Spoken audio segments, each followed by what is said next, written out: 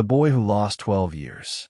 In 2005, in a quiet southern town, 14-year-old Marcus Reed was a skinny, soft-spoken kid who loved basketball and sketching comic book heroes in his school notebook.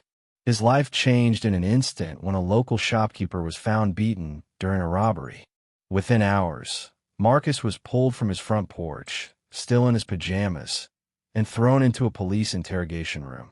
The case against him was paper-thin. No fingerprints, no DNA, no stolen goods found in his possession. But there was one thing the police did have: a frightened teenager who didn't understand the rules of the game.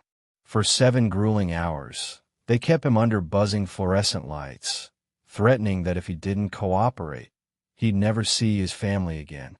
Without a lawyer, without his parents, Marcus finally signed a confession, a statement written by the detective, just so he could go home. But instead of home, he was booked into juvenile detention and charged as an adult. During the trial, the prosecution's star witness claimed to have seen Marcus running from the scene. What the jury never heard was that this witness had been promised a lighter sentence on his own, unrelated charges in exchange for testimony. Another piece of evidence, a bloody sweatshirt, was presented as proof, even though the lab report showed the blood type didn't match Marcus.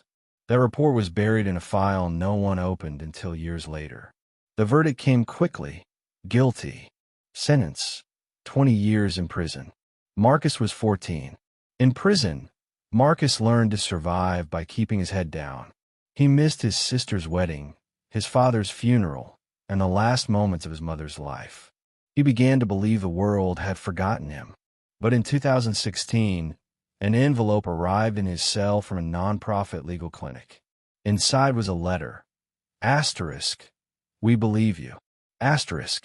The team dug into his case and uncovered the hidden lab report, the coercion of the witness, and, most shocking of all, a taped phone call from 2008 in which another man confessed to the robbery and assault. That tape had been sitting in an evidence box for nearly a decade.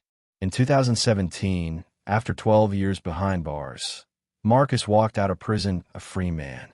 The cameras caught his first breath of outside air, but they didn't capture the reality that waited.